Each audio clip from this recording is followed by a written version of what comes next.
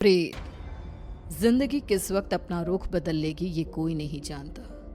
कब फूलों से भरी बगिया उजड़कर खाक हो जाएगी, कब मैदान बंजर रेगिस्तान हो जाएगा और कब खुशियों से भरी जिंदगी मायूस हो जाएगी, ये कोई नहीं जानता। ये कहानी है कनिष्का की, जिसे अंदाजा भी नहीं था कि उसके जीवन का अगला पल उसके लिए क्या लाने वाला था। एक ऐसा अंधेरा जो हमेशा के लिए उसकी खुशियों को खा जाने वाला था। मम्मा, तुम कब से तैयार हो रही हो और कितनी देर? जल्दी चलो ना, हम लेट हो जाएंगी। अभी आई लाडो, बस 2 मिनट, साड़ी तो पहनने दे। लगता है आप भूल गई है कि आज मेरी कॉन्वोकेशन सेरेमनी है और मैं फर्स्ट आई हूँ। आज के दिन मैं लेट नहीं हो सकती मम्मा। इसीलिए तो समय लग रहा है लाडो। जिसकी बेटी फर्स्ट आई है उसे तैयार भी तो फर्स्ट क्लास होना पड़ेगा ना। कनिष्का बचपन से ही पढ़ाई में बहुत तेज थी।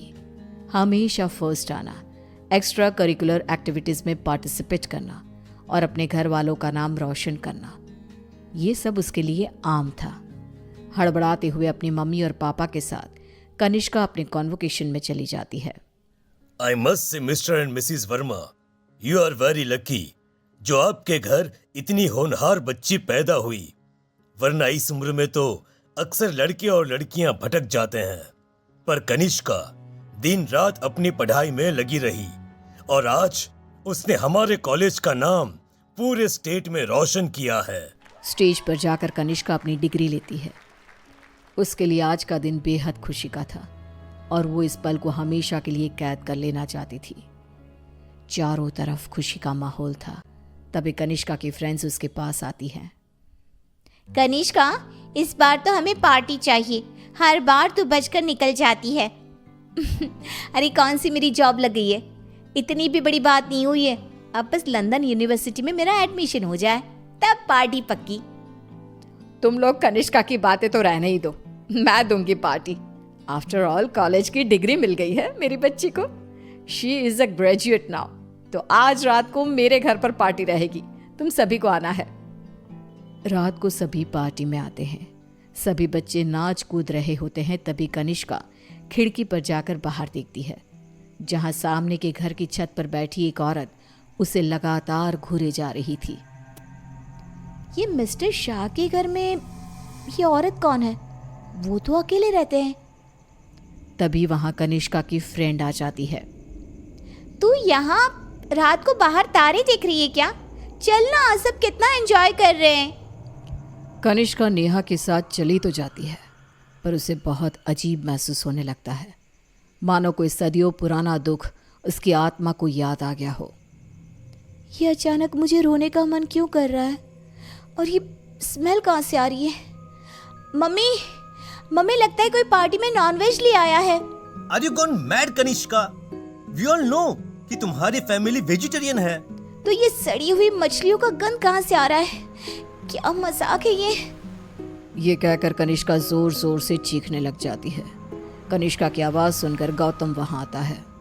ड्रामा मत करो कनिष्का, बस इसी कारण से ही मैं पार्टी वार्टी पसंद नहीं करता। चलो जाओ जाओ अपने कमरे में। सभी अपने अपने घर चले जाते हैं और इसके बाद कनिष्का का बिहेवियर और भी खराब होता जाता है। रात को 3 बजे अचानक उठकर कनिष्का दीवारों से बातें करने लगती है। उसकी आवाज सुनकर रीना भागते हुए आती है। अरे बेटा, इतनी रात को तुम यहाँ पर क्या कर रही हो? और दीवार को देखकर किससे बात कर रही हो लाडो? कोई नहीं है यहाँ। रीना कनिष्का को सीने से लगा लेती है। कनिष्का का शरीर बहुत गर्म था। रीना ये देखकर सोच में पड़ जाती है। आज तक मेरी बच्ची ने कभी ऐसा बिहेव नहीं किया, आज क्या हो गया है इसे? शाम तक तो बिल्कुल ठीक थी और अब अचानक इतना तेज बुखार। ये सब क्या हो रहा है? रीना भागकर थर्मोमीटर लाती है और कनिष्का का टेम्परेचर चेक करती है, पर उसका टेम्परेचर बिल्कुल नॉर्मल था। ऐसा कैसे हो सकता है? ये सब क्या हो रहा है? अचानक मेरी बेटी को किसकी नजर लग गई? रीना अपनी बेटी के साथ ही सो जाती है और अगली सुबह डॉक्टर को बुलाती है, पर डॉक्टर के टेस्ट के बाद भी सब कुछ नॉर्मल ही निकलता है। अब ये क्या नया लफड़ा आ गया है? एक और नया खर्चा। ये क्या कह रहे हैं आप? जब तक कनिष्का टॉपर थी तब तक आपकी बेटी थी और आज बेचारी बच्ची तकलीफ में है तो ये सब कहने लगे आप। रीना और गौतम में बहस हो जाती है। गुस्से में गौतम घर से बाहर निकलता है, जहां उसे पता चलता है कि मिस्टर शाह अब नहीं रहे। वो घर आकर कनिष्का के पास बैठी रीना को इस बात की खबर देते हैं, जिसे सुनते ही अब तक सोई कनिष्का अचानक मुस्कुराने लगती है और भागती हुई अपनी अलमारी खोलती है और सारे सामान को बाहर बिखेर देती है। क्या ढूंढ रही है बेटा, मुझे बता लाडो। इतने में कनिष्का के हाथ कैंची लग जाती है, जिसे लेकर वो अपने सर के सारे बाल काटने लगती है। मिल गया मम्मा, मिल गया। ये क्या किया तूने? अरे क्या हुआ है लाडो तुझे? मुझे बता, तूने कल से कुछ खाया भी नहीं। कुछ खा ले बेटा, कमजोर हो जाएगी। पेट भर गया है। कितनी उल्टियां भी की मैंने, पूरे के पूरे शाह को खाकर बैठा हूं मैं। खाकर बैठा हूँ? ये सब क्या कह रही है तू? बाथरूम में जाकर देख ले। रीना बाथरूम में जाती है, जहां बेसिन में नीले रंग की उल्टी थी, जिसमें मांस के टुकड़े थे, जिसे देखकर रीना को भी उल्टी आने लगती है। वो भागकर वापस कनिष्का के कमरे में आती है। सुनिए जी, हमें जल्द से जल्द कनिष्का को किसी पंडित जी के पास ले जाना होगा। ये कुछ और ही है। आज के जमाने की होकर तुम ये सब क्या कह रही हो? ऐसा कुछ नहीं होता। गौतम अपनी पत्नी की बात को इग्नोर कर देता है। इसी तरह दिन बीतने लगते हैं। भूखी रहने के कारण अब कनिष्का के शरीर की हड्डियां भी दिखने लगती है। उसकी आंखों के नीचे काले गड्ढे आ चुके थे। अब मैं किसी की नहीं सुनूंगी, बहुत हुआ। रीना अपनी जान पहचान के एक पंडित जी को अपने घर पर लेकर आती है, जो कनिष्का की हालत देखकर ही समझ जाते हैं। बच्ची की हालत बहुत खराब है, इसे मैं नहीं संभाल पाऊंगा। ये मेरे गुरुजी ही कर सकते हैं, जो कुछ ही दिन पहले साधना के लिए हिमालय जा चुके हैं। रीना हर तरफ हाथ पैर मारती है कि कहीं कोई रास्ता दिख जाए। फिर उसे घोस्ट कैचर के बारे में पता चलता है।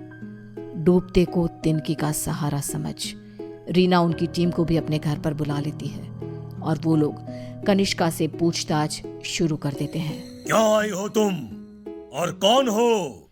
कितनों के नाम बताऊं? मतलब तुम एक से ज्यादा हो, एक से ज्यादा हो इस लड़की के शरीर में। बताओ बताओ कितने हो? हम 42 प्रेत हैं। कनिष्का की बात सुन वहां मौजूद सब लोग हैरान रह जाते हैं। उसके शरीर में बसे इन प्रेतों को निकालना अब किसी के बस में नहीं रह गया था। उसी शाम कनिष्का की मृत्यु हो जाती है, जिसका सदमा रीना बर्दाश्त नहीं कर पाती और सब कुछ छोड़ अपनी बेटी के साथ हुए इस हादसे के पीछे की वजह का पता लगाने निकल पड़ती है।